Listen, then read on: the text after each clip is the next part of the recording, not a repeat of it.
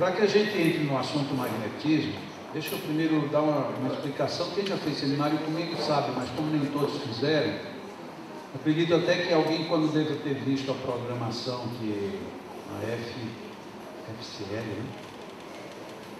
FLF divulgou, talvez para quem nunca fez seminário comigo, ache estranho que é muito tempo, né? No final de semana inteiro, sexta-noite, sábado, domingo, até meio-dia.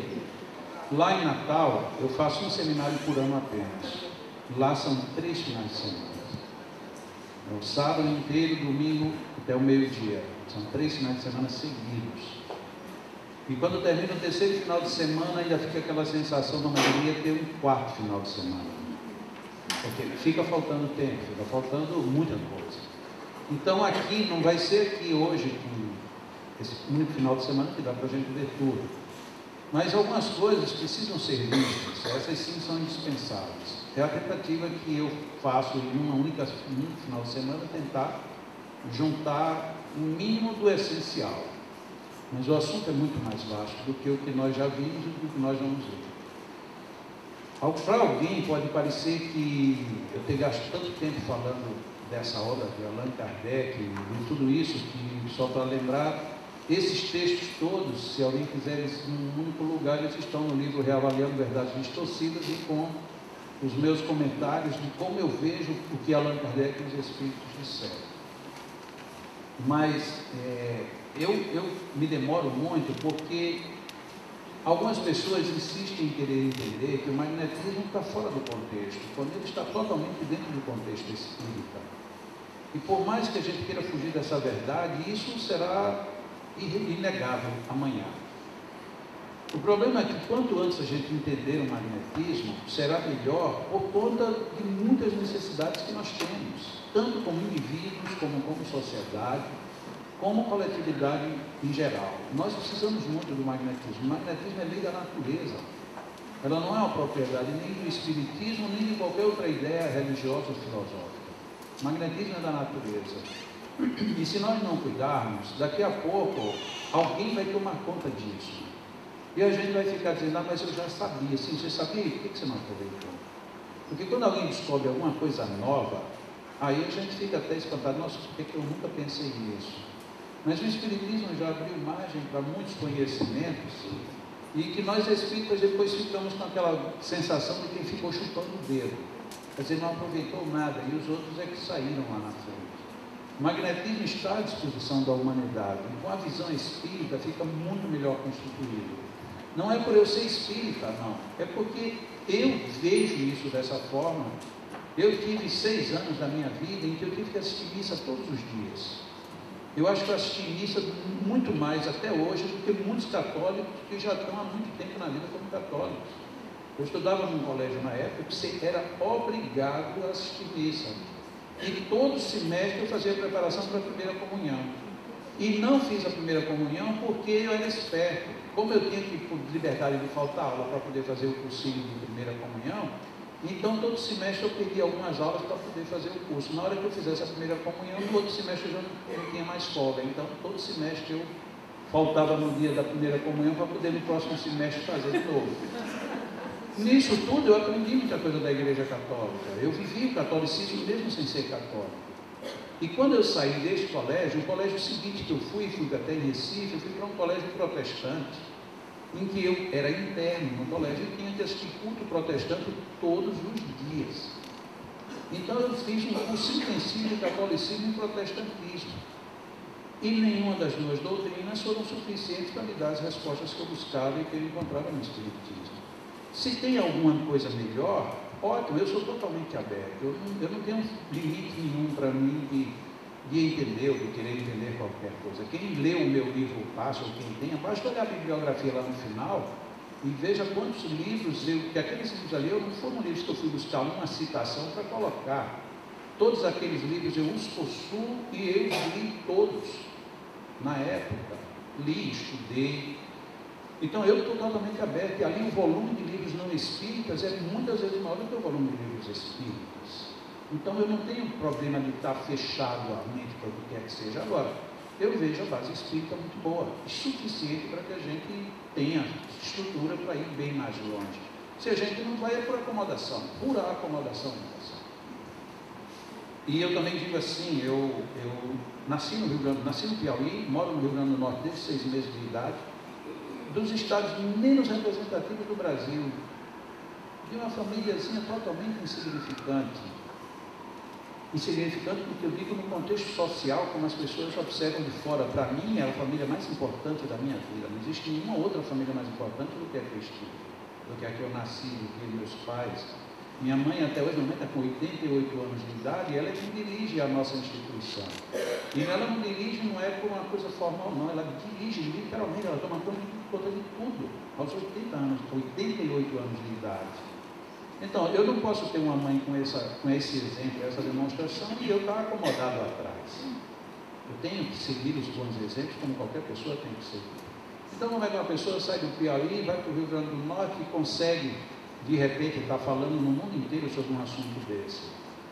Eu não fiz absolutamente nada demais, nada. Apenas me dediquei ao assunto, só isso. Então, qualquer pessoa que se queira se dedicar ao que quer que seja, é perfeitamente possível. Eu sou uma prova viva disso. Agora, por que a gente não faz? Porque a gente acomoda, a gente fica muito acomodado. E tem muita coisa esperando para a gente, inclusive estudos.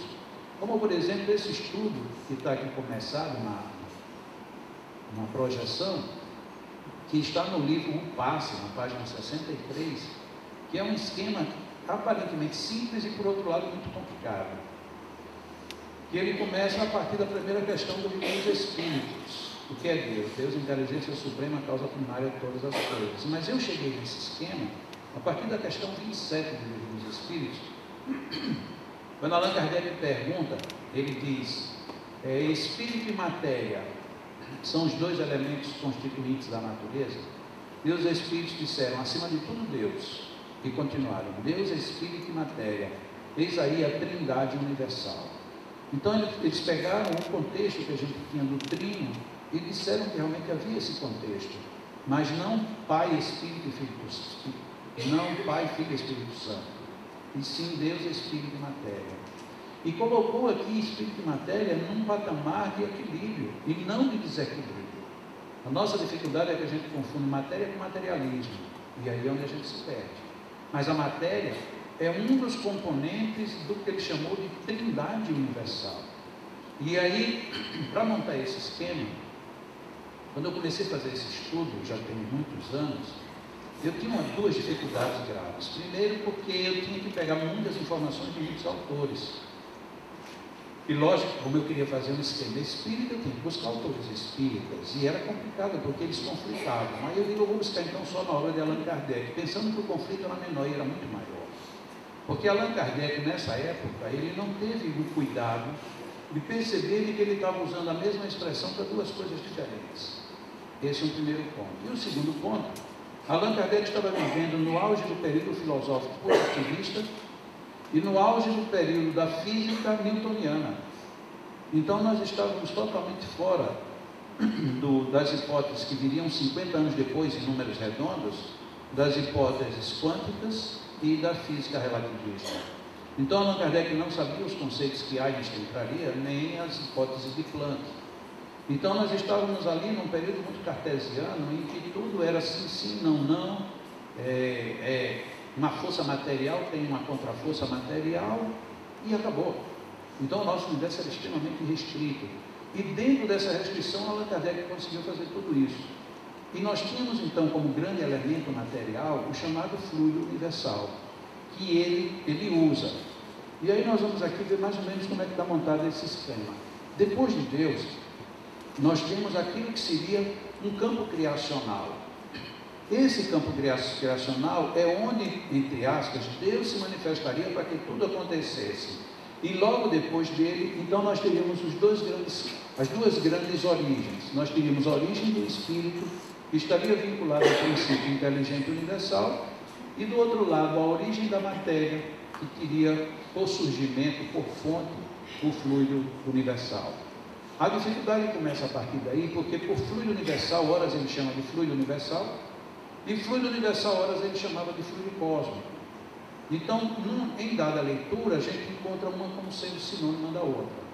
E o difícil foi fazer o destaque para saber o que era a origem, porque a matéria ela precisaria de uma origem, assim como o Espírito tinha a sua. Então o princípio do Espírito era o chamado PI, o princípio inteligente universal. Mas o fluido material a gente só entende a partir do momento em que a gente começa a correlacionar esses dois princípios.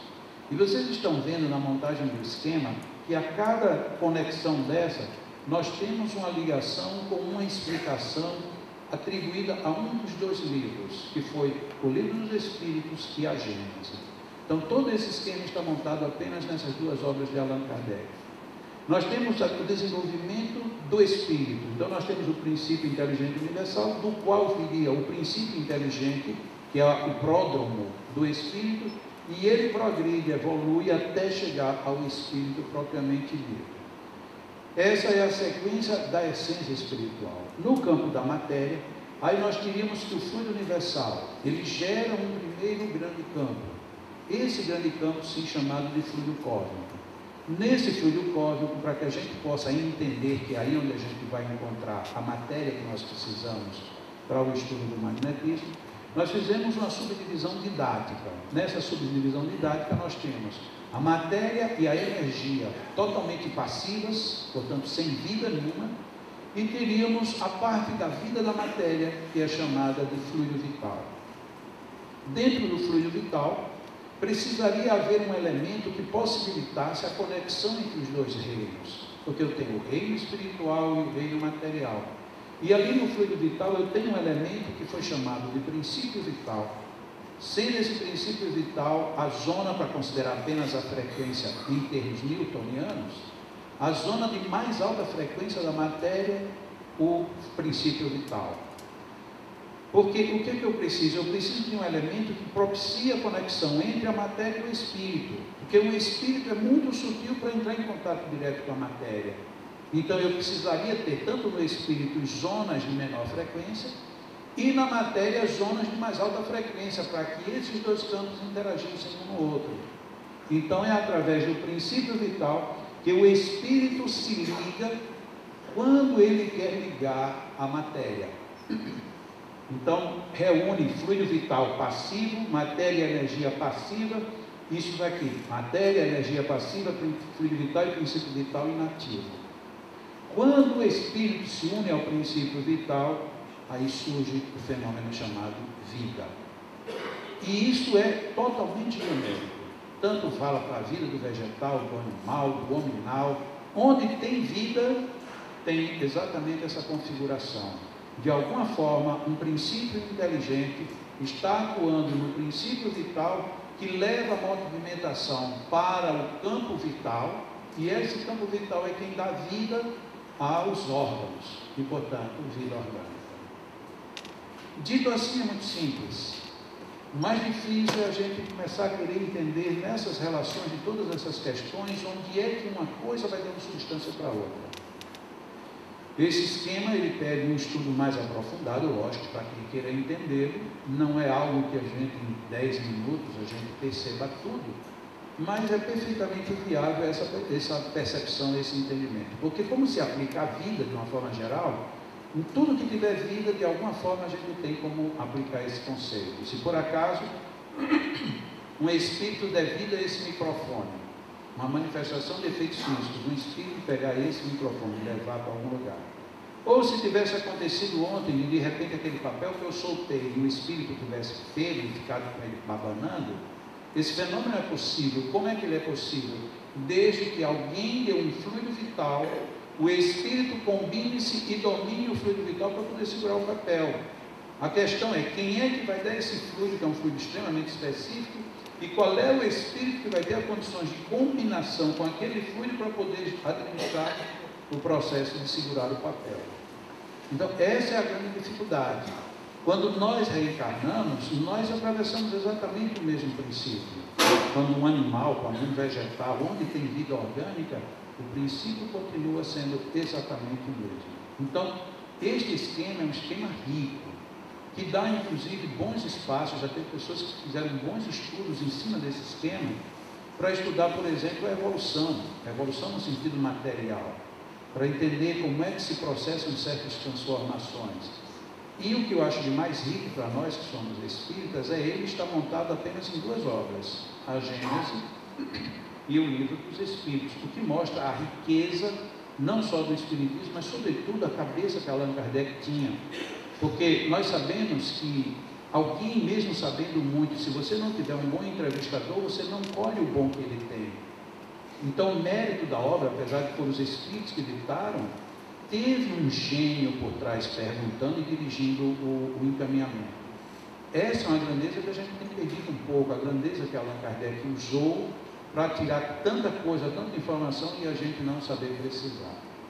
Para auxiliar nesse esquema, no livro Manual do Passista, tem esse esquema aqui bem reduzido, em que nós vemos do lado de cá o campo vital, e ali tem um ponto cheio de pontinhos amarelos. Esses pontinhos amarelos simbolizariam essas zonas de alta frequência chamada princípio vital. Neste campo de cá, portanto, aquilo ali era um fluido vital sem manifestação da vida, ou seja, um fluido vital latente. Do outro lado, ali embaixo, nós temos o mesmo campo vital lá embaixo, e agora a gente vê, em vez de serem pontinhos estáticos, é como se tivessem esses pontinhos todos se movimentando, ou seja, o princípio vital estaria ativo. Mas que foi que ativou o princípio vital? A ação do princípio inteligente. O princípio inteligente se conecta ao princípio vital, ele, quando vai ativado, ele dispara o chamado fenômeno vida orgânica. Simples? Ótimo, que bom. Porque tem pessoas que reclamam, acham que tudo isso é difícil, mas é simples.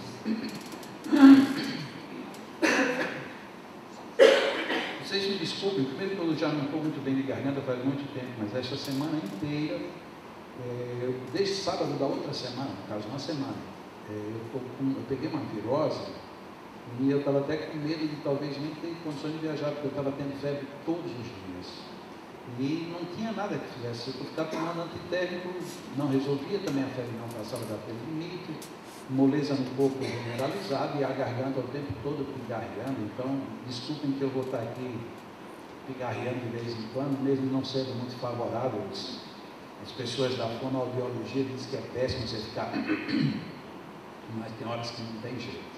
Me desculpem.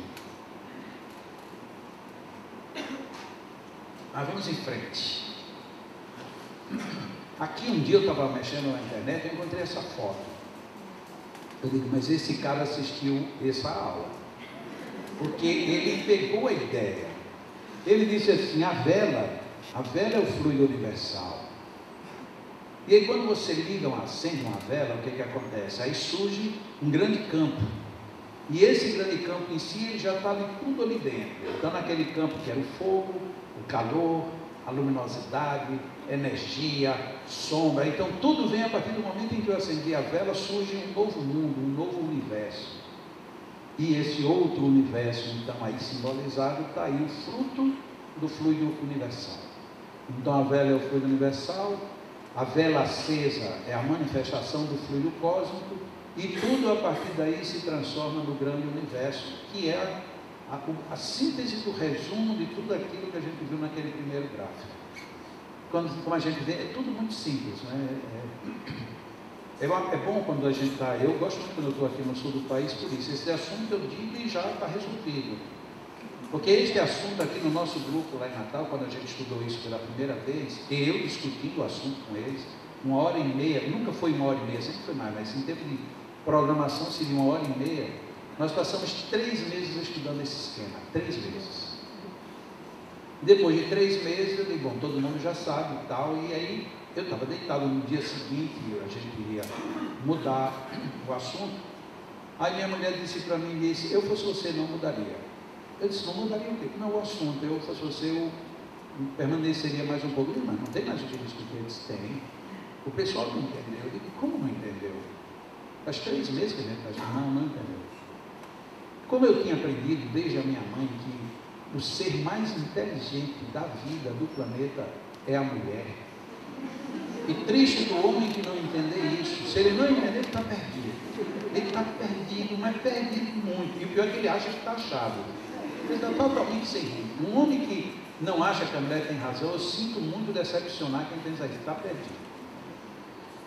E eu já tinha aprendido. Quando ela disse isso, eu digo, tá bom, então se ela está dizendo, sim senhora, vou amanhã dizer que eu ia mudar, mas vou continuar. Só que ela me deu uma sugestão, porque a mulher ela é tão inteligente que ela se faz de boba. Quem é casado aqui sabe o que é isso. Se tiver dúvidas, vá a um shopping center com ela.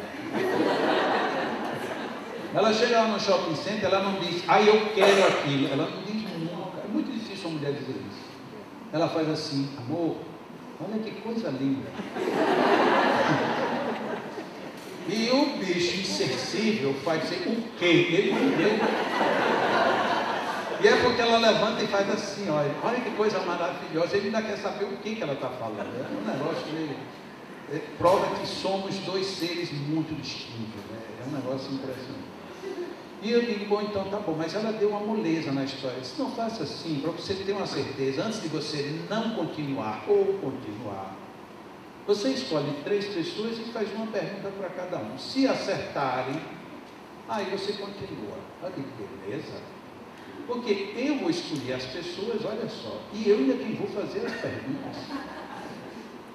Quer dizer, mas minha mulher é muito boba. Porque ela entregou a faca e o queijo. Então eu já nem falei que não ia continuar, né? Já sabia que a gente ia continuar para outro assunto.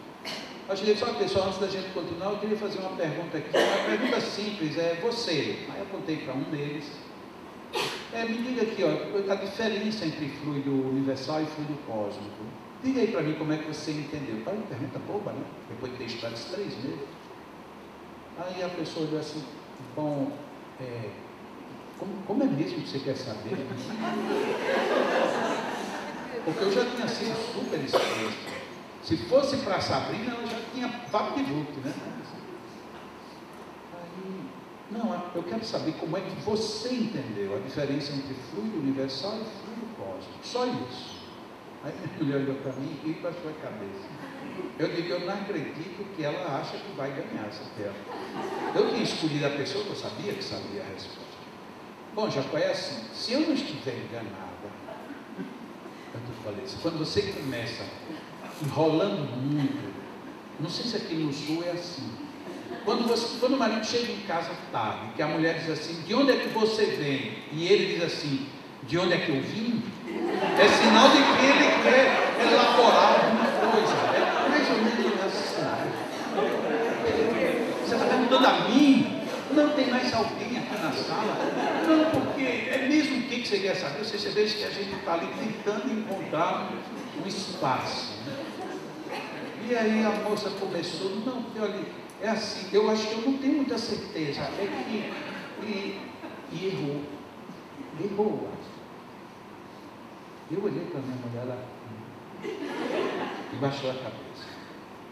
Eu digo, tudo bem, não era bem assim não, mas você, eu escolhi o seguinte. O que é Jacó? Não, eu vou perguntar diferente, mas é a mesma coisa. Aí eu formulei a pergunta mais fácil. Aí você disse, tá bom, Jacó, como é mesmo? Aí quando complicou, a pessoa errou.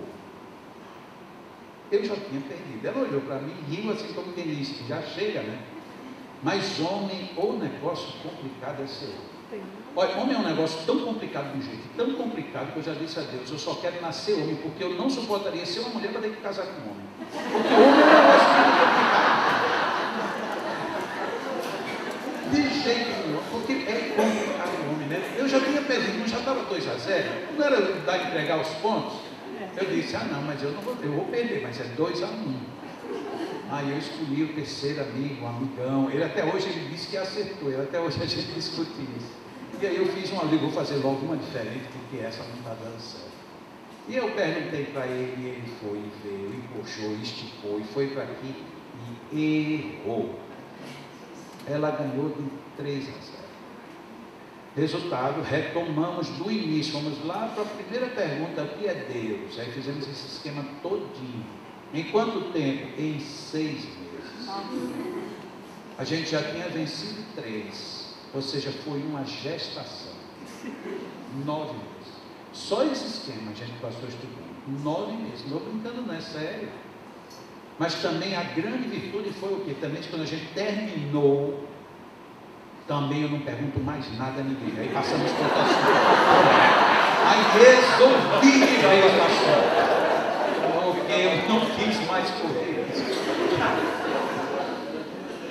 Aí a gente chega aqui no sul, não, aqui olha, 15 minutos, está tudo resolvido. Olha, é muito bom. Ah, se eu morasse aqui. Lá o negócio é mais complicado. Mas vamos em frente, que tem muita coisa. Quando a gente vai estudar o que somos, nós aprendemos no Espiritismo que nós somos um espírito, que possuímos um perispírito e quando encarnados temos um corpo. Apesar de que todo mundo sabe isso, quando a gente diz, você quando estava dormindo, quando eu estava dormindo, o meu espírito, o meu de quem? Né?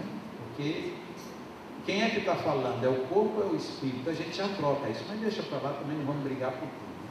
Então, o meu espírito está me dizendo. Só que Allan Kardec ele foi muito genérico, ele não poderia ser de outra forma, ele tinha muita coisa para deixar. Então ele foi sintetizando tudo, inclusive isso é uma característica dos sábios, a síntese. Os não sábios são, no mínimo como eu, fala, para dizer um tantinho assim. Allan Kardec dizia um tantinho assim, ele tinha falado tudo. Então ele chamou o espírito, o perispírito, portanto seria toda a zona, desde o espírito propriamente dito até o corpo. E o corpo? Só que André Luiz veio depois, principalmente no livro Evolução em Dois Mundos, e ele falou ali já das teorias de Einstein. E o que me intriga é porque ele busca as teorias da relatividade, ele fala das teorias de campo energético, mas quando ele chamou de campo vital e campo mental, ele não chamou de campo, ele chamou de corpo. Aí eu não sei se foi um erro de filtragem mediúnica ou se foi o próprio espírito que vacilou por conta do hábito de se chamar corpo, que já seria campo. Porque a definição de campo seria muito mais aplicável do que as teorias de dizer que era um corpo. Então André Luiz foi quem nos trouxe as teorias de campo vital e campo mental. Dentro dessa lógica, onde é que está o campo vital, onde é que está o campo mental? Tudo dentro dessa estrutura que Allan Kardec chamou de perispírito. Porque apesar de que o campo mental está muito mais próximo do espírito do que o campo vital, que está muito mais próximo do corpo, nós podemos didaticamente estudá-los separados. Eles não são separados.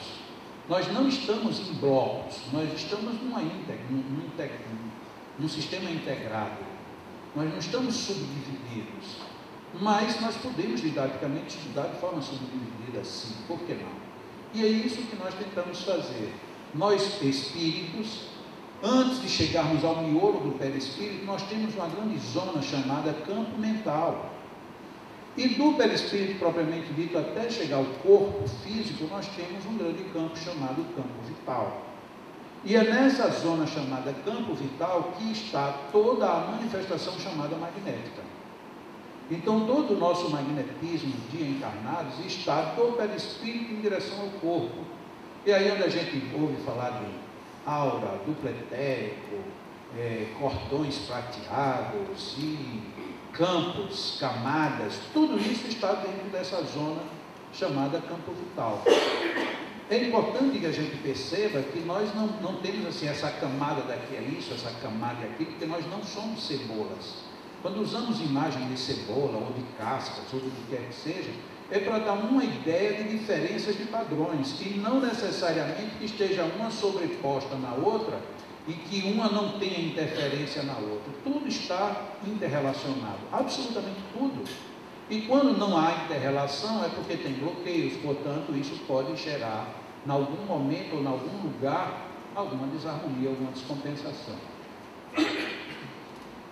Para mim isso sempre foi muito claro, mas às vezes eu me surpreendo com o meio espírita quando eles começam a brigar com isso. Tem gente que diz que o campo mental, isso não é desse jeito, ou não é daquele jeito. Eu sou muito do que os Espíritos disseram para Allan Kardec, quando Allan Kardec quis perguntar sobre termos. E os Espíritos disseram, desde que vocês se entendam, dê o termo que você queira.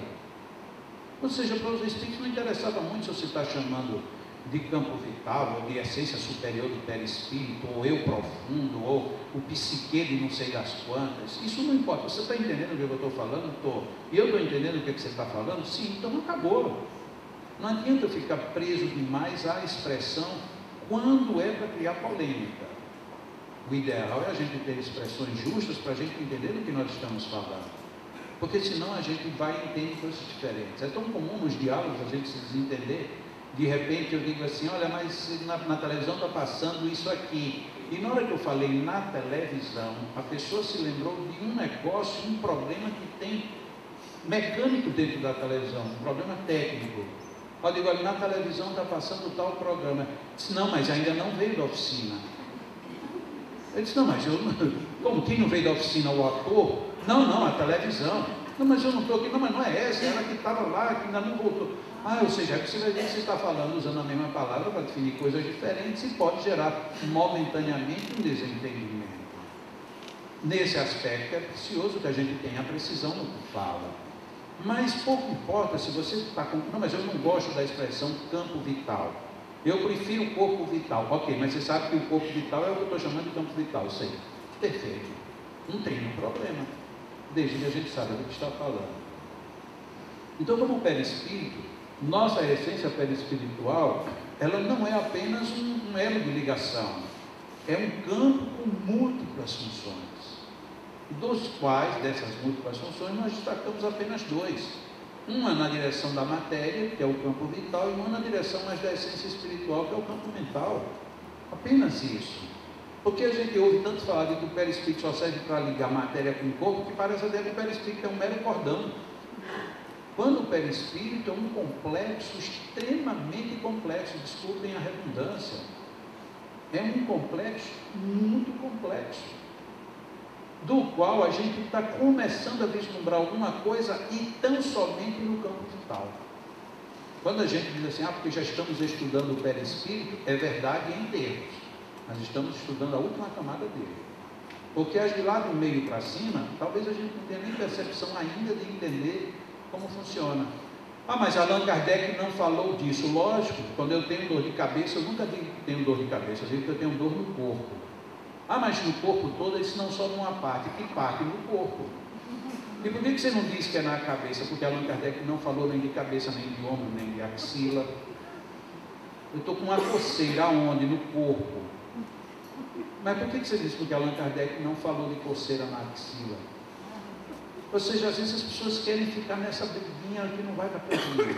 Allan Kardec chamou espírito, perispírito e corpo. Ele não quis dizer que não tinha mais nada. E sim, tem um monte de estruturas nesse miolo todo. E é dentro dessa estrutura que a gente vai começar a perceber que tem muitas coisas. E nós vamos chegar já aqui, vamos ter as situações dos benditos centros de força. Mas eles deixam de existir por conta disso? Não deixa de existir. Porque alguém falou, deixou de falar, não quer dizer que não exista. Allan Kardec não falou mais uma vez, primeiro, porque isso estava mais atribuído a uma pesquisa na época chamada esotérica, e que ele, por sua vez, sabia que os magnetizadores já estavam chegando lá. E como ele tinha dito, e o texto eu apresentei, eu não vou entrar nos detalhes do magnetismo, porque já tem muita gente tratando do assunto. Mas vou mostrar as relações entre as duas ciências. Mas ele chega a falar em poros perispirituais. O que são poros perispirituais? Poros perispirituais são exatamente as zonas, os campos em que o perispírito se manifesta, que são essas zonas chamadas centros de força. Mas aí, quando a gente começa a estudar centros de força, pelo menos nos livros anteriores, do passo para trás, a gente encontrava uma matéria assim muito como se fosse um bloco. O que é um centro de força? É uma estrutura vorticosa que faz isso. Pronto, acabou. Sim, mas o que tem mais além disso? Nada. E o pior de tudo, a gente lia sobre o centro de força, quando terminava, sim, eu vou empregar isso aonde? Não é para empregar nada. Não, mas olha que coisa interessante, a gente estudava centro de força, e aí depois vai aplicar um passe. Como é que eu aplico um passe? Apenas colocando a mão na cabeça e depois acabou o passe. Bom, se é para colocar só a mão aqui, então para que eu preciso saber disso, disso, disso, disso e disso? Então isso aqui é desnecessário, acaba com isso. Então a gente começou a entrar em incongruências. A gente estudava, alguém disse, você tem que estudar, você tem que saber, você... Sim, mas para quê? Não, porque tem que estudar, sim, mas para quê? Inclusive essa foi uma das grandes dificuldades que Albert Einstein teve quando esteve conosco aqui na sua última encarnação. Ele ia para a escola e aí queriam que ele aprendesse, por exemplo, história geral. E ele dizia, e para que eu quero saber isso? Ah, mas como é que naquela época você ia dizer isso na escola? Para que eu quero saber disso? Não, mas você tem que saber isso. Não, eu não tenho que saber porque eu não quero isso. Eu não preciso disso. Lógico que lá na frente a gente até descobre que nem precisava, mas a gente não precisava com aquele rigor. Então você queria aprender matemática, mas lhe era cobrado com idêntico rigor o seu conhecimento de história. Sim, mas eu não quero ser historiador, quero ser matemático. Então, até hoje, a própria pedagogia nossa ainda é meio capenga nesse assunto, né? Você tem que ter padrões iguais para coisas de interesses diferentes. Então, você tem que ter média 7 para todas as matérias, quando o meu nível de solicitação com as matérias não é o mesmo, nem vai ser o mesmo nunca. Uma pessoa que vai fazer medicina, para que ela precisa saber cálculo integral e derivado? Porque ela não vai medir o osso, nem qual é a curvatura do vaso sanguíneo, de acordo com o delta X infinito da derivada tal. Ele não vai, ele vai olhar para cá e dizer, isso aqui está tudo errado, ele já olha e já está vendo. Ele não precisa calcular mais isso. E para ele calcular qual é o tamanho do vaso que ele vai substituir, ele tem uns aparelhos que ele põe ali que dá medida com precisão. Para que ele precisou estudar matemática? Mas aí na faculdade você tem que ter a matemática básica, que não era quase básica. No meio espírita a gente fez isso com os centros de força. A gente tem que entender o centro de força. Eu perguntava para quê? Não, porque tem que estudar. Assim, para quê? Ah, sei lá, você tem que estudar. E sabe quem foi que fez isso, inclusive? Um tal de Jacó Mello. Ele colocou no livro Passe Centros de Força, e no livro de Passe, depois vocês vão ver que ele não fala mais no assunto. Ou seja, centro de força era... É tanto que eu coloquei no capítulo qual? Assuntos complementares. Ou seja, é quase... Bom, leia. Assim, tipo... já que algumas pessoas falam, e agora eu posso justificar depois de tantos anos, foi o meu primeiro livro. O livro já era volumoso demais, quem tem o Passe sabe que é um talargudo desse tamanho.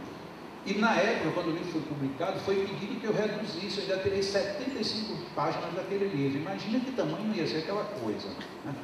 Eu até disse que eu pensei que eu tinha escrito um livro para ajudar as pessoas a curarem, e eu só tinha conseguido fazer a cura da insônia. Porque a pessoa de noite não está conseguindo dormir, ele pega o livro, passa e começa a ler para ver se não dá sono na hora. Mas era o fato que foi. Ah, eu não estou conseguindo dormir, pega o livro de Jacó, pronto. Era rapidinho. E aí eu ainda tirei 75 páginas daquele livro. Centro de força, portanto, ficou perdido. Aí depois, eu digo, não, eu tenho que explicar por que centro de força. Foi quando já no livro Manual do Passista, aí o centro de força já começou a ter função. E eu pensei que o meu espírito ia dizer, yes, agora eu já sei para quê. Aí foi que disseram que eu tinha ficado doido. Porque que história é essa de centro de força para isso e centro de força para aquilo? Exatamente para a gente entender como é que as energias são captadas, como é que elas são concentradas, como é que elas são distribuídas ou não. Você tem que entender quais são os canais, onde é que tudo isso se manifesta. Porque não é no éter. Ah, alguém me aplicou um passe, então o passe fica aqui me circundando, feito bolinhas de vapor. Pronto, e aí num dado momento, aí uma não tem o que fazer, aí quem entra em você, pronto. Não era desse jeito, eles tinham que entrar por algum lugar. Aí entra pelo Espírito, aí você faz a pergunta discreta, onde é que está o Espírito? Aí alguém diz, está dentro de você, sim, dentro de mim, que você diz é do corpo. E se estiver fora? E se eu disser que o meu Espírito, o eu Espírito, estou dentro e fora ao mesmo tempo? A gente já começa a perceber que não suportamos nem filosoficamente pensar isso. Onde é que eu estou agora? Ah, você está aqui em Blumenau. Não sei se nesse momento eu tiver pensado eu estar na minha casa. Será que eu estava aqui ou estava na minha casa? E se neste momento, na minha casa, alguém me viu passando no corredor? Nossa, eu pensei que papai estava aqui agora, mamãe. Onde é que papai está? Está em Blumenau. Sim, mas eu estava lá agora. Mas você não tem consciência. Quer dizer que eu não tenho consciência é sinal de não existência? Então quer dizer que nenhuma criança existe. Que a criança não tem consciência. E quando a gente cresce, a gente apaga quase tudo dali. E aí a gente vê que a gente não suporta filosofar mais. Um dia eu estava num seminário, num congresso, lá no sul da Bahia, e um companheiro que me antecedeu, ele daqui do estado de São Paulo, ele filósofo, ele era médico e filósofo. E aí naquele dia ele começou, não como médico, e sim como filósofo. E eu estava ali e ele começou dizendo, porque eu aqui estou sem saber que eu estou. Porque o estar é diferente do ser. E o ser é algo que a gente ainda não avalia, porque todas as vezes que eu penso que sou, eu não sou. E quando eu não sou, às vezes na indefinição aí é que eu descubro que eu sou. E quando eu acho que eu sou, eu já não sou, eu só estou. Porque entre o estar, o ser, e aí ele começou e foi embora. E eu assisti aquilo, e aquele foi me dando um nó no juízo. E todo mundo calado, né? Eu estou falando que está todo mundo rindo, mas lá ninguém ria, não. Não sei se porque o paulista ele consegue prender mais a atenção nossa do que os nordestinos, mas ele falou, e quando ele terminou, e este, que aqui pensava que estava e esteve sem nunca ter estado, agradeço a presença, tal, isso. Meu Deus do céu. Eu não saberia fazer tanta filosofia. E eu estou naquele meu embasbacado pensamento, e agora o nosso irmão Jacó Melo vem para cá. Eu digo, Jesus Cristo. E aí eu fui. Como já que eu vim aqui para isso mesmo. Digo, bom dia, meus irmãos.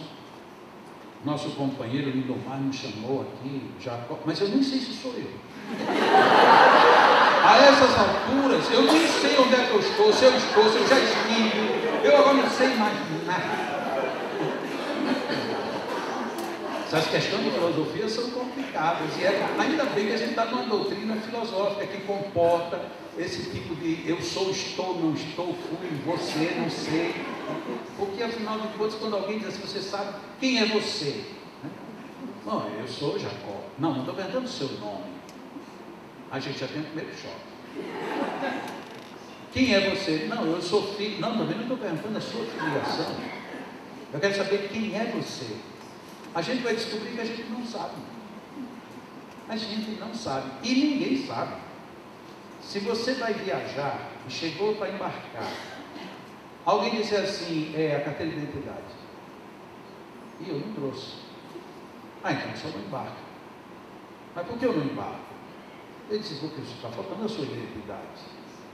Não, mas olha, eu sou mais do que a minha identidade. Sim, tudo bem, mas como é que sou prova que você é você?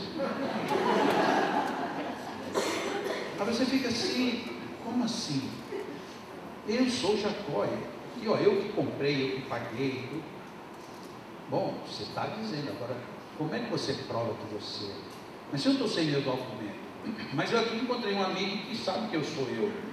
O Eduardo, diga aqui para ele que eu sou Jacó. Aí Eduardo chega e diz, esse aqui é Jacó.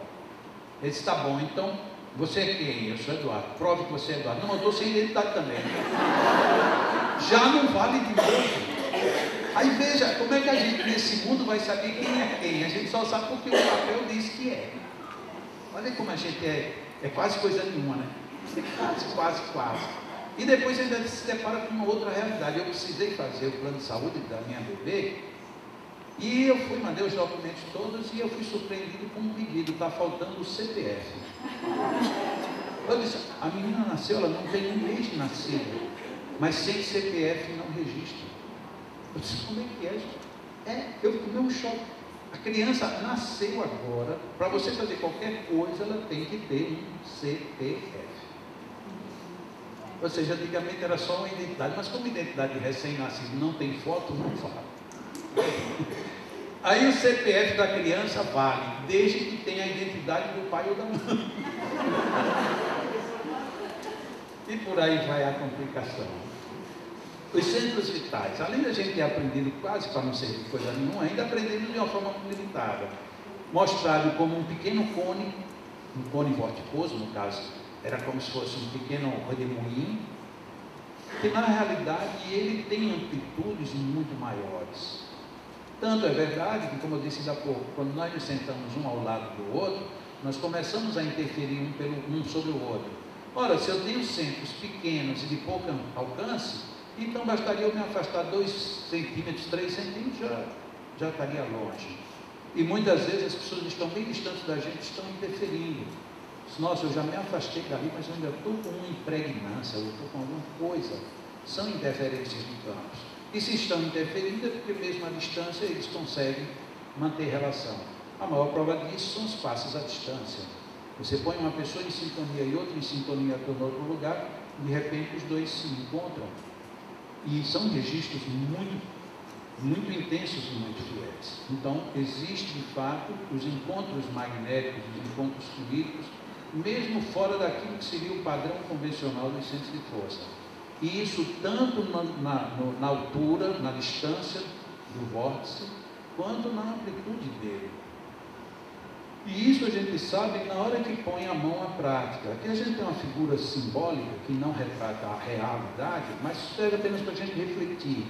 Essas duas primeiras figuras do lado esquerdo de vocês, nós temos ali a hipótese da abertura maior, do cone pequeno, ela sendo vista de topo e imaginando que as mãos de um magnetizador distribuiriam fluidos de forma circular.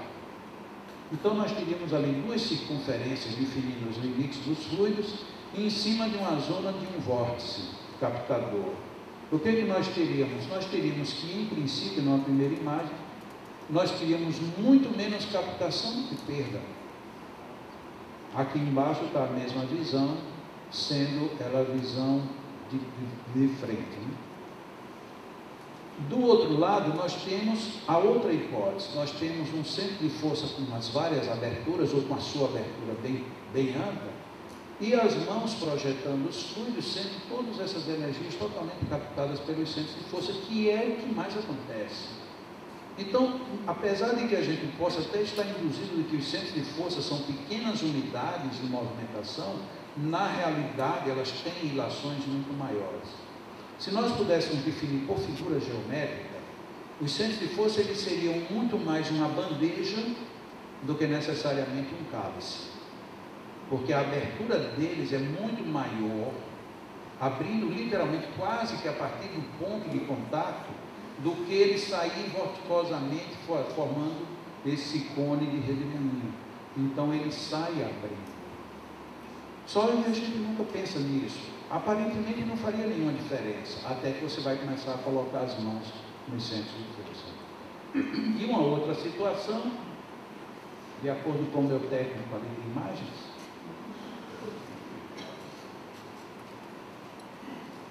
a minha gente nem ensaiou, né? Quer que você adivinhe tudo? Não pode, né, general? Eu vou aproveitar, porque depois desse encontro ele não vai me convidar nunca mais. Então eu vou ter que aproveitar essa vez logo para... Porque tem amizade e tem essas coisas, né? Você zomba tanto do outro, que aí como já vai perder a amizade mesmo, já gasta tudo.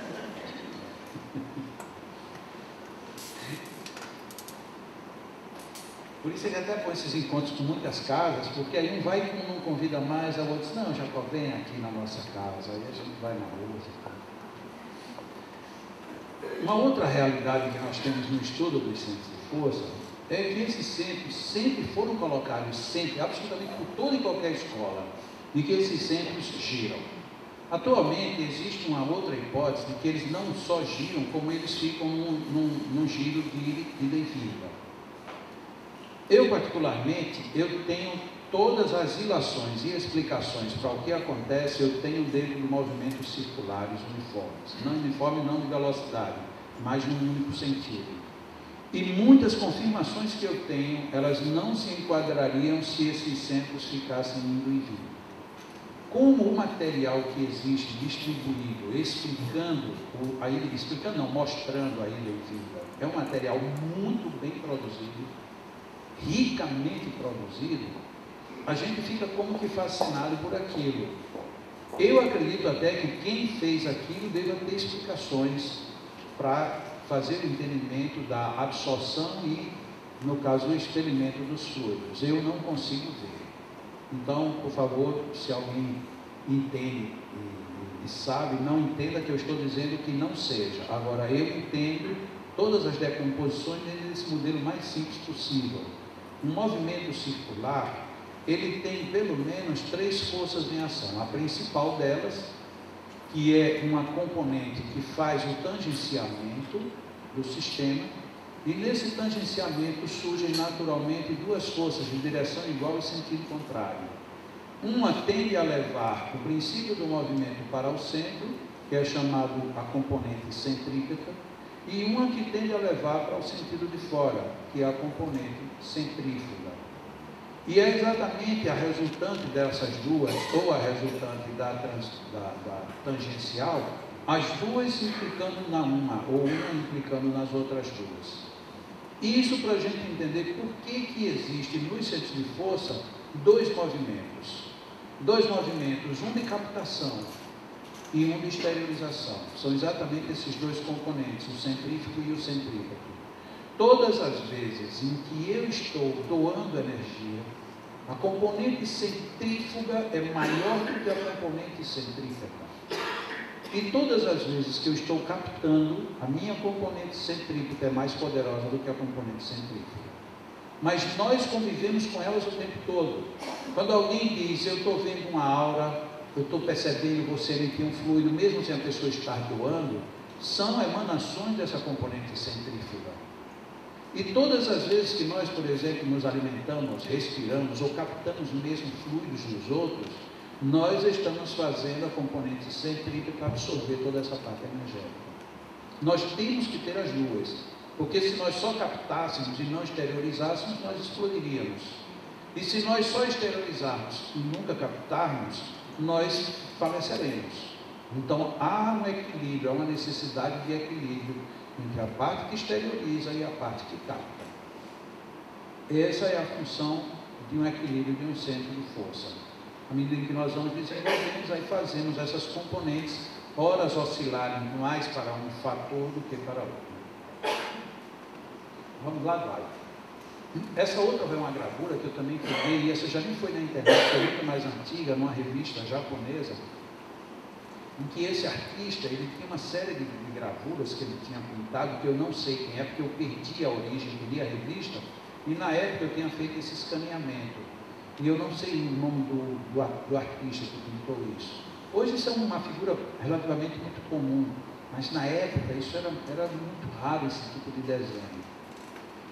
E ele aqui, ele estava simbolizando, no texto da revista, ele dizia que esse era o homem cibernético. Mas eu digo, nossa, isso aqui é o que a gente vê de energias vitais no corpo humano.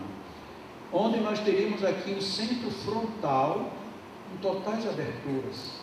Então nós estamos vendo aqui quase que uma figura em 3 dimensões, em que esse centro saindo daqui do meio da testa, ele vai abrindo. E partículas de fluidos, como se ele estivesse estudando uma única partícula fluídica. Como é que ela acessa esse centro? Em vez de ser como nós imaginamos muitas vezes, eu vou doar um fluido para esse ponto, e vamos que o fluido saia da minha palma da mão, era como se fosse um jato que entrasse aqui direto nesse ponto. E ao contrário disso, imaginando como está aí na gravura, que caísse daqui uma gota, por exemplo, por favor, não pensem que eu estou dizendo que fluido sai em gotas. Não.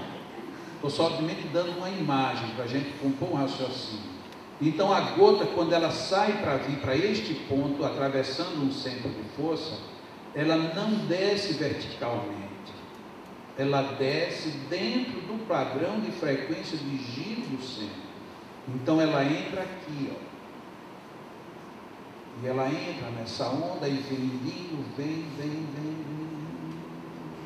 até que ela acessa. É assim que se dá o mecanismo da absorção dos centros de força. Obsessão é um negócio tão impressionante, você vai dizer absorção, diz obsessão. Que coisa danada, esses espíritos são danados. Mas, vamos para lá. Então, essa imagem mostra muito bem como é que seria esse sistema de energização, de captação de fluidos. Por isso que eu preservo até hoje e nunca coloquei nos meus livros, porque eu não tenho como acreditar o autor. E por direitos, eu não poderia me apossar de uma gravura, assim como aquela outra da internet, eu também não sei quem é o autor, então eu não uso nos meus livros. Mas são 2 figuras que por acaso caíram nas minhas mãos, E para mim são figuras muito emblemáticas, elas demonstram muito bem, fisicamente, aquilo que a gente às vezes tem dificuldade de expressar só em palavras. Aí nós teríamos como as energias circulam e entram e penetram no ambiente do organismo humano. E isso, inclusive, implica numa das grandes regras do magnetismo que a gente vai ver daqui a pouco. Logo em seguida, aí nós temos agora o estudo dos benditos centros de força como um todo. Os centros de força, que essa gravura primeira aqui do lado esquerdo é uma gravura diferente do desenho em si, mas é o esquema como está no livro O Passe.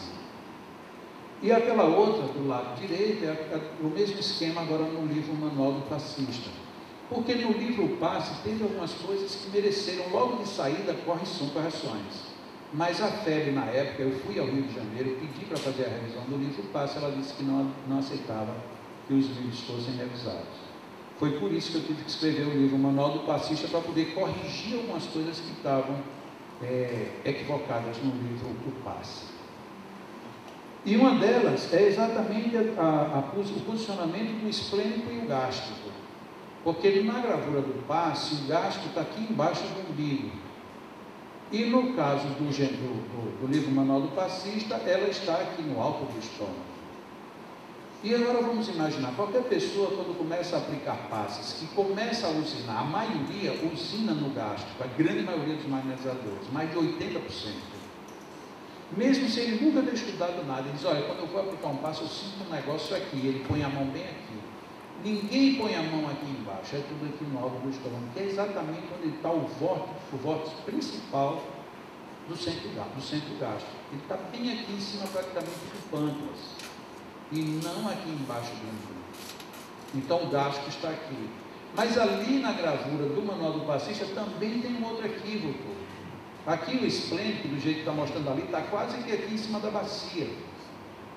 Quando na realidade ele está aqui em cima do baço. E se nós passarmos um plano em cima do gástrico e passarmos um plano em cima do esplênico, nós vamos ver que a diferença de altitude de um para o outro chega ali no máximo a 2 dedos.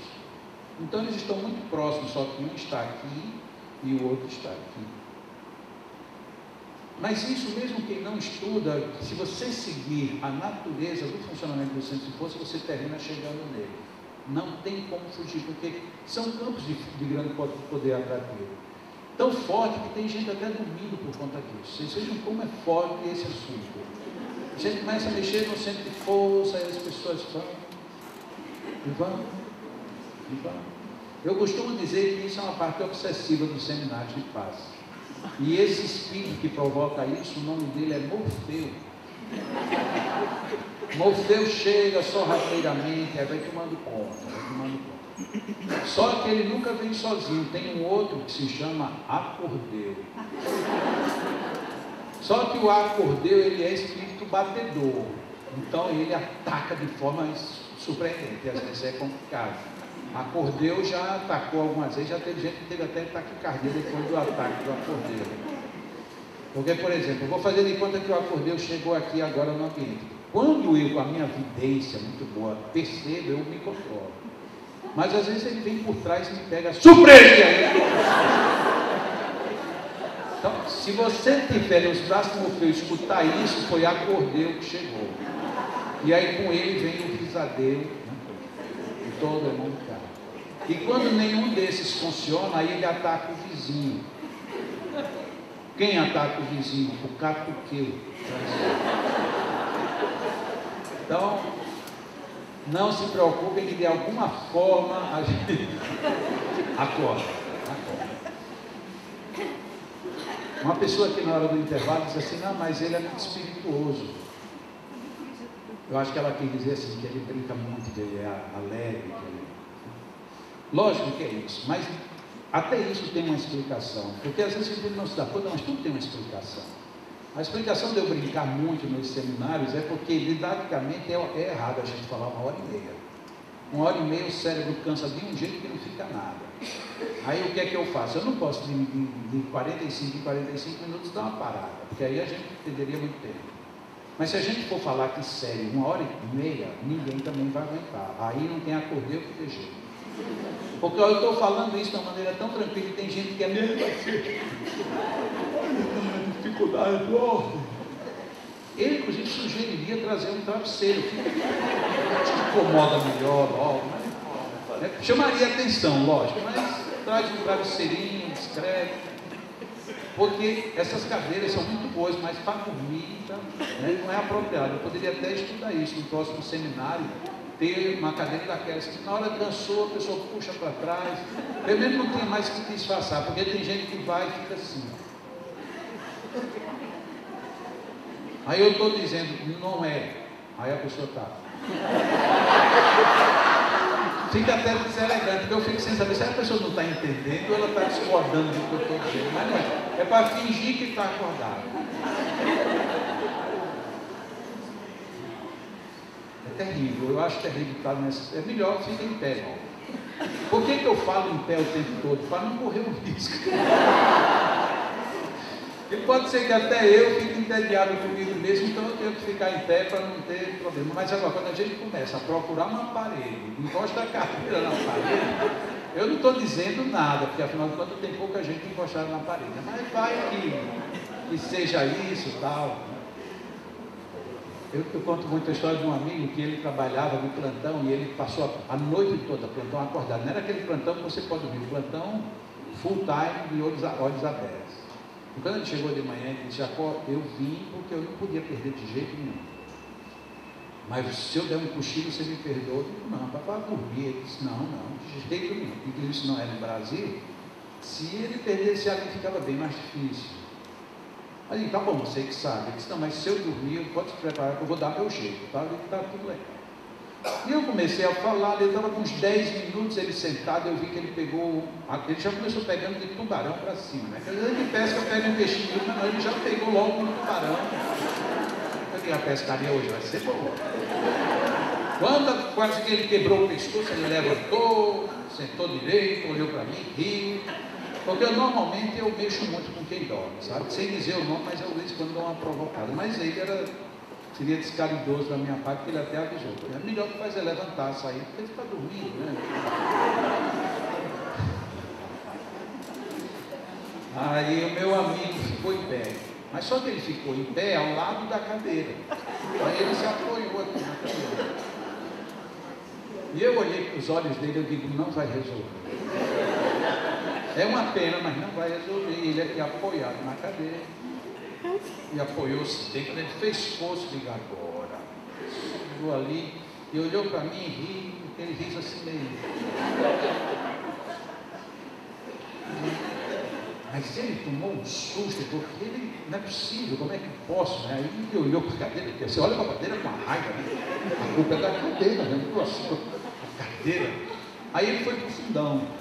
Eu falei, agora vai complicar, porque no fundão tem umas janelas altas. Aí ele foi, chegou, se encostou no fundo da parede. Aí quando ele fez isso, mas deu na altura do braço. Aí apoiou, eu digo, pronto, agora vai cair um prédio. Porque a sensação é sempre essa, de que alguma coisa está caindo. E está ele lá, e daqui a pouco vai caindo o prédio. Vem ele com o prédio.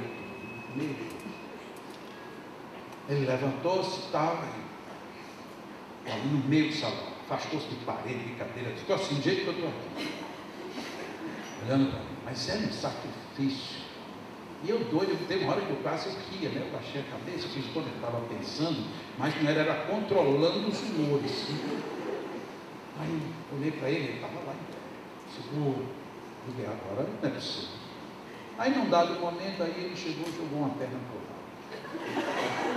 lado. Aí jogou, ajustou bem a perna, aí ajeitou a outra, aí fez uma base. Eu digo, pronto, agora ele. Mas não deu outro, ele dormiu.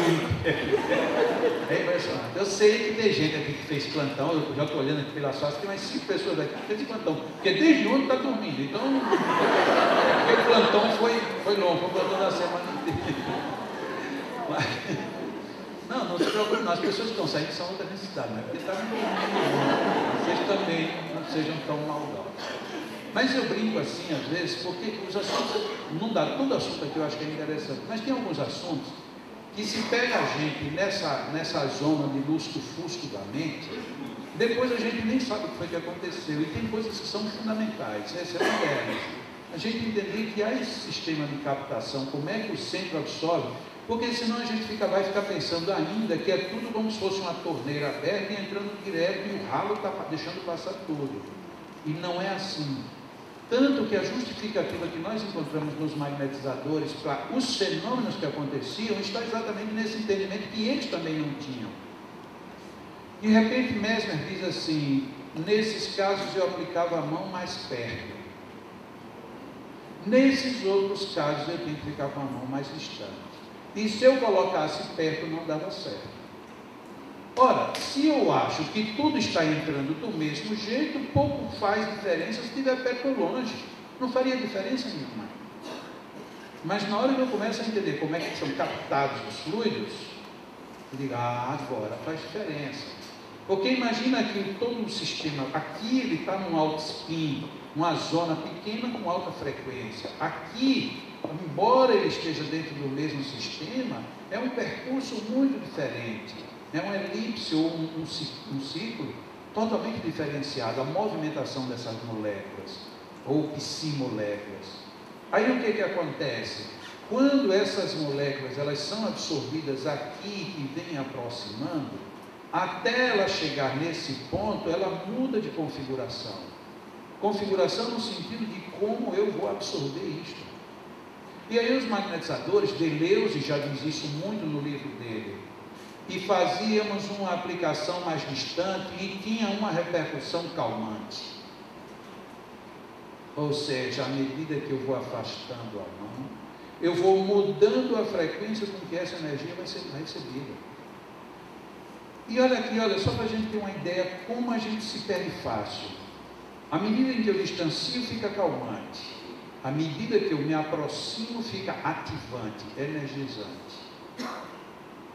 Aí a gente vai e diz assim, a gente aplica passe e deixa a mão como queira, que os espíritos vão fazer tudo. Ok, eu estou doando fluidos meus, eles estão entrando numa zona ativante, e o paciente já está super energizado, vai dar curto-circuito isso. Somente porque eu não percebi o sistema de absorção, mesmo que eu tenha dificuldade de distinguir na prática, eu já sei que tem variações. E se a gente for agora para qualquer centro espírita, qualquer um, independente inclusive de quem já entende de magnetismo, sabe o que a gente vai observar? De forma natural, mais de 95% dos passos, e olha que eu estou sendo otimista, mais de 95% dos passos que a gente vê no centro espírita são ativantes, são próximos. É muito raro você ver uma pessoa aplicar um passe a mais de meio metro de distância. Ninguém aplica. Aí fica a pergunta, será que ninguém então tem problema na zona calmante? Será que não tem? Será que se um dia a gente experimentar, trabalhar determinados tipos de problemas, e não vamos nem tratar de problemas físicos graves, de problemas que a pessoa está recebendo passe, recebendo e não resolve nada. Aí você vai trabalhar na zona calmante. A pessoa vai dizer, nossa, mas teve uma diferença tão grande no passe de hoje. O que foi que houve? Você está trabalhando na outra zona, no mesmo paciente, no mesmo centro de força, mas com uma zona, ou seja, com um sentido de captação diferente. Então, essas informações são preciosas, porque elas abrem a oportunidade de nós entendermos o porquê de certas coisas que parecem misteriosas. Como a gente não entende, não estuda, não tem a percepção clara, a gente vai no eu acho, eu não sei por que isso. E aí depois vem a outra grande mudança. Mas antes eu só trabalhava doando, e quanto mais eu parava a mão, mais eu doava. Sim, e se a pessoa já está congestionada? E se além de doar, eu agora também dispersar? Mas o que é dispersar? Aí veja como uma coisa começa a puxar outra, e a outra, e aí é um desenrolar de situações. Dispersar é tirar. Não. Dispersar também tira. Mas ele faz mais o que? Ele refina. Uau! E o que mais? Ele distribui. Como assim? Ele compacta. Compacta como? Compacta para que você não receba tudo de uma vez. e aquele volume todo não fique congestionado no centro, porque se ficar congestionado, você deixa de absorver. Onde é que acontece muito isso? Um idoso, se você aplicar um passe no idoso, os idosos, via de regra, eles pedem muitos fluidos. Em contrapartida, os centros de força deles não estão num funcionamento perfeito. Imagine, eu ponho muita energia num centro que não está captando bem. Qual é a probabilidade de dar problema? Alta. Aí no idoso, eu dou muito fluido e disperso bastante. O que acontece com esses fluidos? Esses fluidos começam a ficar como que compactados e distribuídos no centro. Da mesma maneira, só para dar uma analogia, como a gente tem nos computadores. A gente tem vários arquivos, mas está ocupando muita memória. E são arquivos de pouco uso. O que a gente faz? Zipa, compacta. Está lá o arquivo intacto. Ele está compacto, absorvendo o mínimo de espaço possível da memória do computador. Na hora que você precisa, você vai lá e descompacta e está lá o arquivo inteiro. No idoso, ele está precisando de muita energia. A energia está toda compactada. E se ela está compactada, ela não está obstruindo o centro. E na hora que ele precisa, automaticamente, algum sistema dele, por necessidade, descompacta e ele absorve o fluido que estava ali mesmo nele depositado, sem ser de forma congestiva. E quem é que faz isso? O dispersivo. Uau, mas esse dispersivo então é mágico? Pois é, mágico. E como é que a gente sabe disso? Olha a natureza. O dia está muito causticante hoje. Por quê? Porque não tem nenhuma brisa. Nossa, hoje eu estou arrasado, estou sem energia nenhuma. O que eu devo fazer? Eu acho que eu vou tomar um banho. Você toma um banho de sal agora. Por quê? Banho é dispersivo. Vento é dispersivo. Quando a gente está muito tenso, o que a gente tem vontade de fazer? Gritar, correr, nunca de ficar parado. Gritar é dispersivo. Correr é dispersivo. Mas já que você for olhar assim na vida, tudo é dispersivo. E quem foi que disse o contrário? No dia que o nosso organismo parar, a gente morre. A gente só está vivo porque está tudo em movimento o tempo todo. Apesar de eu estar aqui estático nessa posição, eu estou absolutamente com tudo em movimento dentro de mim. Ninguém aqui está parado. Apesar de nós estarmos sentados, a gente pode dizer aqui, em relação à velocidade do chão, nós estamos a 0 km por hora. Mas em relação ao movimento da Terra, nós estamos agora, todos nós aqui, a mais de 1000 km por hora. Não tem nada parado na vida. Aí a gente começa a querer resolver tudo por paradeira. Eu estou com minha mão, estou me movimentando aqui para explicar e para falar, e de repente tem uma pancada violenta aqui no microfone, e ficou doído meu dedo. Bateu, doeu. Aí o que é que eu faço? Olho para ele e digo, ai, que pena. Não é assim que a gente faz? Nada, na hora que bateu, deu, você... Ai, a gente já joga. Isso é dispersão. Isso desse jeito é dispersão. Ai, meu Deus, dispersão. A criança começa a chorar, chora. O que é que a gente faz? Deixa ele bem quietinho. Meu amorzinho, dispersão. A vida é dispersiva. E a gente quer uma vida concentradora. E aí não funciona. A natureza, ela é dispersiva. Não é dispersiva no sentido de tirar e jogar fora. É dispersiva no sentido de fazer movimentar. A vida é movimento. Magnetismo é movimento. Como é que a gente vai trabalhar magnetismo sem movimento? Você precisa de um fluido. Eu preciso concentrar um fluido. Concentre o fluido. Ok, você está precisando. Mas para esse fluido ser bem distribuído, depois que você concentrou, o que você faz? Dispersa. Mas aí entrou um conceito totalmente mentiroso, de que quando você dispersa, você está tirando. Tem um livro espírita, que o nome dele é o Passe Espírita, que diz que você nunca dispersa depois de fazer um concentrado, porque você vai tirar tudo que você colocou. Ou seja, quem escreveu não entendeu absolutamente nada. Eu coloquei um fluido, eu disperso. Independente do que eu queira fazer depois. Disperse, você não está fazendo nada mais além do que, no mínimo, refinar o fluido que você colocou ali. Simples assim. Como é que a gente pode entender? Depois que a gente começa a entender os funcionamentos dos centros de força. E que eles têm uma sequência. Temos os centros de alta frequência. E aqui eu vou pedir para o meu amigo Eduardo passar mais rápido agora. Temos o mais alto frequente, que é o coronário, que é o centro, a essência praticamente do espírito. Eu vou passar aqui porque o texto depois vocês podem ler em quaisquer dos meus livros, o passe, Purifique pelos passes, ou o manual do passista. Vou chamar só a atenção aqui para alguma coisa mais interessante em relação ao magnetismo. Nesse caso, o coronário, ele tem ligação direta com o sistema nervoso. O frontal também administra o sistema nervoso. O que isso pode nos dizer na prática? Que algumas vezes, para a gente trabalhar um sistema nervoso, nós podemos trabalhar ou pelo coronário, ou pelo frontal, ou pelos dois. Se a gente quer trabalhar só com o centro de força. Ah, mas que legal, mas eu pensava que o sistema de força a gente só poderia trabalhar se trabalhasse só, por exemplo, pegando o bulbo, ou pegando, sei lá o que do cérebro, ou só as glândulas. Não, depende da sua habilidade, depende do que você queira. Então, o sistema nervoso central, a gente pode trabalhar via frontal. Mas às vezes eu não consigo acesso pelo frontal, tem pelo coronário. Mas aí, estranhamente, tem casas espíritas que diz que a gente nunca deve tocar no coronário. Aí você fica na dúvida, e agora o que eu vou fazer? Eu não devo pegar no coronário, mas devo fazer imposição nele. É o de mais alta frequência, o coronário. O que quer dizer mais alta frequência nesse sentido? É o que trabalha as energias mais sutis, mais finas. Agora imagina eu colocando um fluido nesse centro. O meu fluido é denso. Eu estou colocando algo denso numa peneira muito fina. O que vai acontecer? Vai congestionar.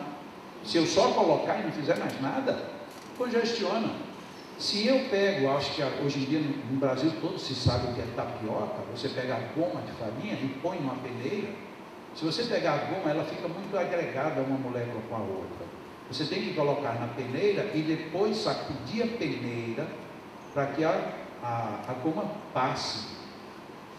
É mais ou menos isso que acontece. Eu vou colocar no coronário, uma peneira fina, eu vou colocar um material grosso, o meu fluido, e vou colocar, e depois vou embora. Essa peneira vai ter problema. Alguém pode perguntar assim, mas é sempre assim? Não.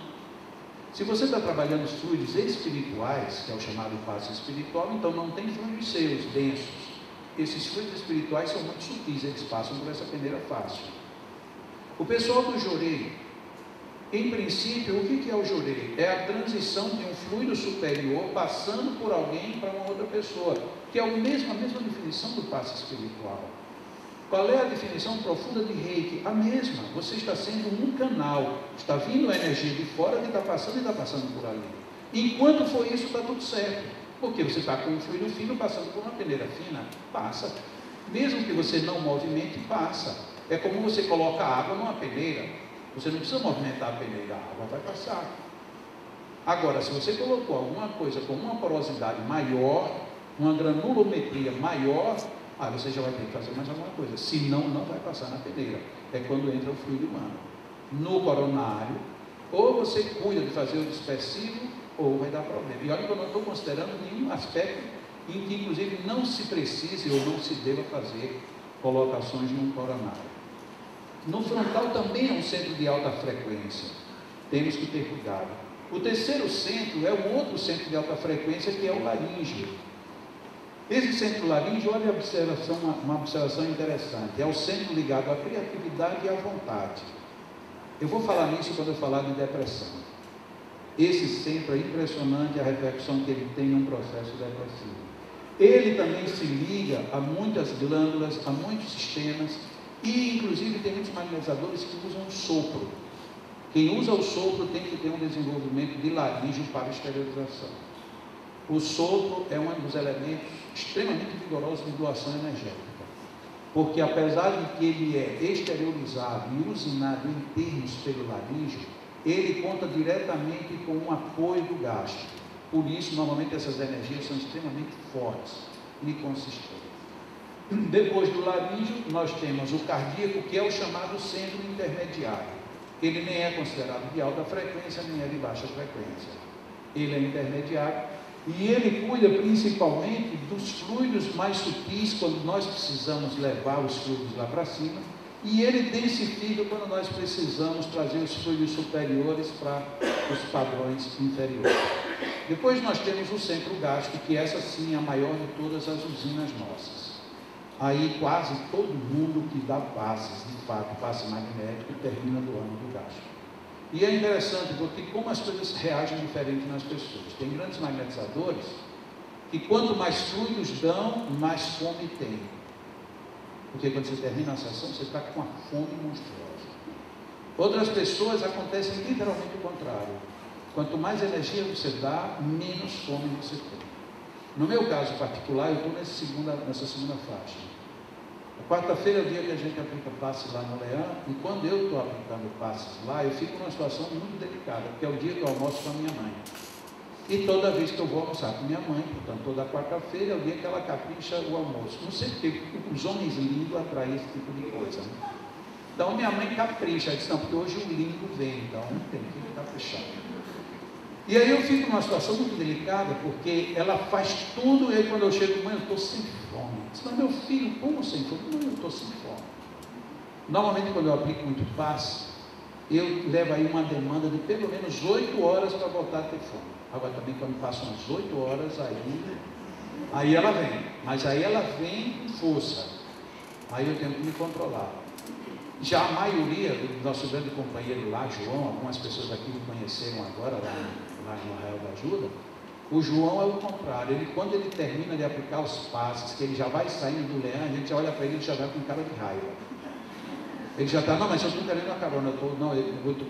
Se ele está de carona, se ele está de carro, alguém quiser a carona, tem que ir atrás dele, porque ele sai com cara de poucos amigos. Porque ele quer comer de qualquer jeito. Né? Então veja que são reações totalmente diferentes. No meu gasto, quando ele usina muito, é como se ele fechasse a zona do apetite. E outros não, quanto mais você usina, abre um apetite desgraçado na hora. E eu fico ali naquela, mamãe, não, mas meu filho, mas desse jeito você vai ficar magro. Pois é, mãe, eu estou precisando. O outro é o esplênico. O esplênico é o grande auxiliar do gasto. É muito comum a pessoa que usa o gasto, o esplênico dá um apoio, mas é um apoio bom, mas é um apoio reduzido. Porque o grande apoio do esplênico é quando ele é a grande usina. Ele sendo a grande usina foi aquilo que eu falei no módulo anterior. Um usinador esplênico é uma fábrica de milagres. É impressionante. Principalmente nessas áreas que eu falei. Você pega uma pessoa com problemas ósseos, por exemplo, você pega uma que é mais comum, né, nas mulheres com osteoporose, em que houve uma fratura, em que a solidificação está complicada. Se você tiver um magnetizador esplênico, você vai surpreender a pessoa, a medicina vai surpreender todo mundo.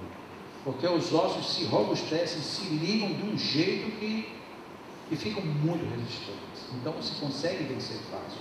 Problema de pele, câncer de pele, essas coisas, para quem tem uma usinagem esplênica alta, é impressionante. Uma das características da usinagem gástrica é você sentir, a maioria das pessoas sente como que o estômago rodando.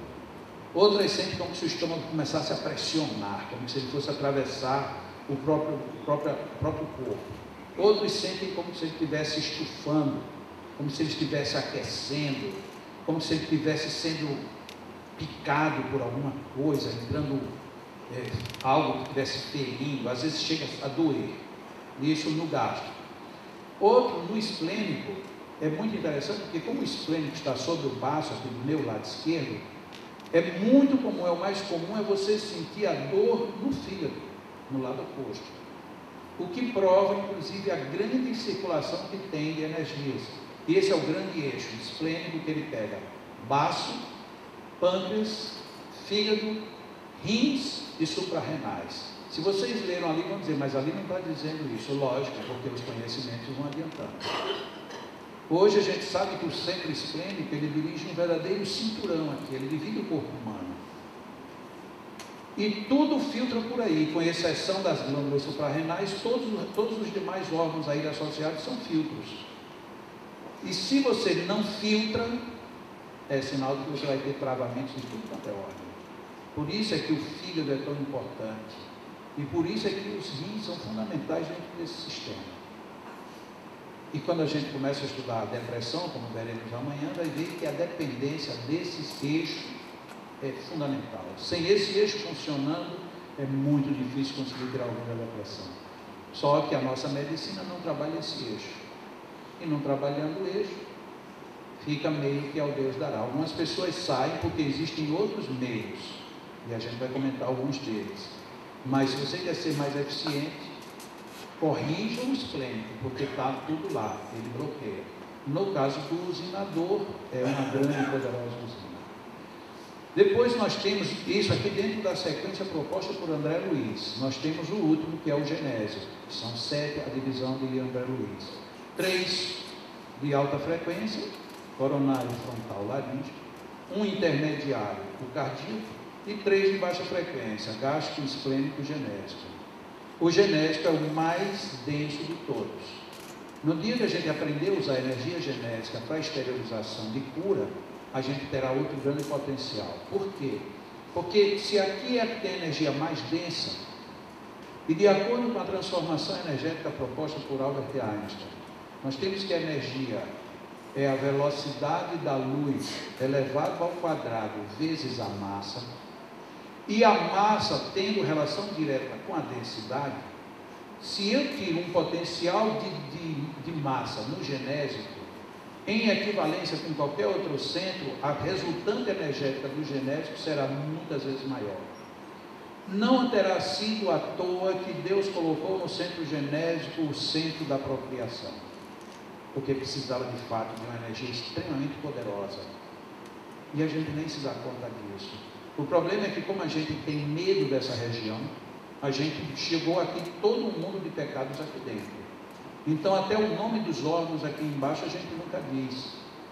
A minha filha de 6 anos, ela chegou ano passado, ela na escola, e aí ela chegou na aula, ela levantou a mão para a professora, todo mundo ali no pré-primário, eu não sei como é que se chama hoje, e ela chegou e disse: professora, eu tô com uma coceira na vulva. A professora disse: o quê, menina? Eu estou com a vulva coçando.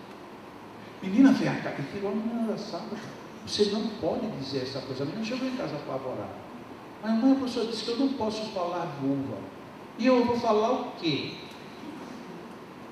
Olha que mistério, a gente não pode tratar uma criança de 6 anos, porque 5 na época, ela tinha aprendido que o nome daquilo era vulva ou vagina, ela aprendeu mais fácil vulva. E o menino? Doutor, olha, eu trouxe meu filho aqui para o senhor olhar aqui o pintinho dele. Aí a senhora trouxe o pintinho? Não, doutor, é o passarinho. Mas que passarinho? A senhora trouxe a gaiola? Não, o doutor, o senhor está brincando, né, doutor?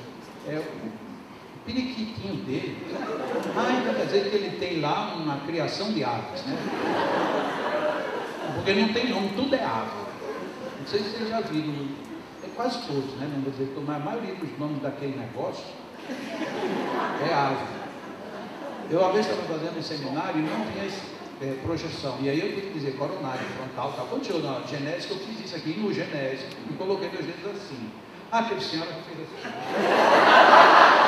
Porque você não pode, como é para você fazer ir lá no genésio e parar daí, já não faz mais nada, porque ele não pode. Como é que você vai tocar naquele negócio? Então, menininho tem tudo. E aí eu estou dizendo: não, senhora, o nome disso aí é pênis. Ai, eu fico tão envergonhado. Pois é. Com o homem, nesse aspecto, a sociedade até que foi generosa, né? Colocou o nome de aves. Na mulher colocou o nome de batracos, aí ficou pior, né? Mas deixa para lá, essa é a nossa dificuldade com o sexo. Agora imagina, isso sendo complicado, como é que a gente vai dizer que essa energia é curadora? A gente vai dizer como? Aí a gente tem que sublimar o sexo. E como é que se sublima o sexo? Essas são as perguntas mais difíceis que tem no meio espírita, são desse tipo. Como sublimar o sexo? Bom, a gente sublima o sexo assim, a gente pensa em Jesus. Eu vou pensar em Jesus e vai ficar tudo quietinho. Não é pensar em Jesus, mas não é pensar em Jesus, você sabe, não sei. Aí a pessoa pergunta: não tenha fé? E se a pessoa perguntar: e como é que eu faço para ter fé? Vai ver que é outro, ninguém sabe responder. Então a gente é cheio de coisa. Na reunião mediúnica diz: dê passividade. Aí diz: e como é que eu dou passividade? Você não sabe como é que dá passividade? Não sei. Você não sabe? Não. E como é que eu dou passividade? Bom, você dá passividade dando passividade. Como é que eu vou explicar o que é dar passividade? Ou seja, então a gente tem um monte de respostas assim boas, né, que não levam para canto nenhum. Sublimar o sexo. Como é que sublimar o sexo? É não ter sexo, não fazer ato sexual. Se foi isso, então Deus errou. Deus errou completamente. Não é ter, mas ter com responsabilidade. Não, mas eu sou único com responsabilidade. E a pessoa ainda vira os olhos para dizer. Aí a gente vê que é difícil pra caramba. A gente quer ser santo sem ser. Eu costumo lembrar Francisco de Assis, quando ele ia para o êxtase dele, ele entrava em êxtase. Ele era de fato um espírito, vamos dizer aqui, muito superior em relação à maioria. Francisco de Assis era um ser diferente, bem elevado.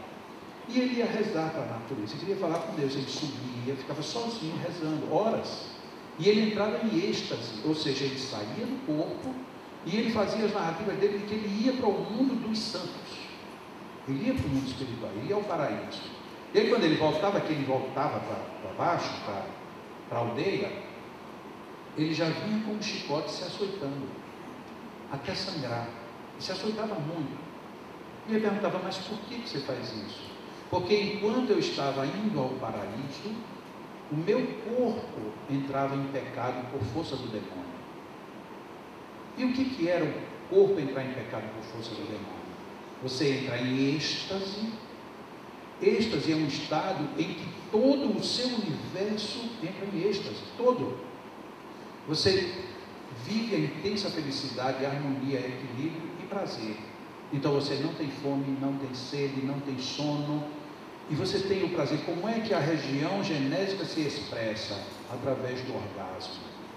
Quando ele terminava do êxtase, que ele olhava, ele estava todo molhado, ele tinha ejaculado. E aí ele dizia que isso era uma força demoníaca. Ele não entendia que era uma forma da natureza orgânica sua dizer, você realmente esteve no êxtase. Mas a gente aprendeu o tempo todo que isso era pecado, é pecado. E aí para ele resolver o pecado, toma um chicote. Mas a gente até hoje tem essa dificuldade. Então um dia a gente vai ter alguém que vai ter um desenvolvimento de energia genésica, que vai ser um potencial fabuloso. Até lá, você for aplicar um passe e dizer que eu tive um negócio, que negócio? Eu tive uma sensação onde, eu não vou nem dizer, isso é obsessão. Quando poderia muito bem ser uma transformação energética. E agora vamos fazer um outro processo de transformação. Vamos transformar alimentos em energia. Temos 2 horas para isso. Tá bom?